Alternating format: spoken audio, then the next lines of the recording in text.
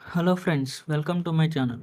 ఈసారి కూడా కప్పు ఆర్సీబీదే అని మన ఏబీడీ అంటున్నారు. డిఫెండింగ్ ఛాంపియన్గా బరిలోకి దిగుతున్న ఆర్సీబీ ఈసారి విజేతగా నిలుస్తుందని మాజీ క్రికెటర్ ఏబీ డేవిలియర్స్ అంచనా వేశారు. ఇకపై విరాట్ కోహ్లీ ఒక్కడిపైనే భారం ఉండదని, ఆ జట్టులో ఫైటర్స్ ఉన్నారని తెలిపారు. ఈ సీజన్లో ఆర్సీబీ లైనప్లో పెద్దగా మార్పులు ఉండకపోవచ్చన్నారు. మనం ఓసారి కప్పు గెలిస్తే వరుసగా విజయం సాధిస్తామని కోహ్లీ డ్రెస్సింగ్ రూమ్లో చెబుతూ ఉండేవారు. అదే నిజమని నమ్ముతున్నా అని అన్నారు. మీరేమనుకుంటున్నారు? ఆర్సీబీ వరుసగా 2 సార్లు కప్పు కొడుతుందా? టీమ్ అయితే స్ట్రాంగ్‌గానే ఉంది. కానీ మొదటి మ్యాచెస్‌లో మన హెజల్‌వుడ్ కూడా దూరం అవుతున్నాడు.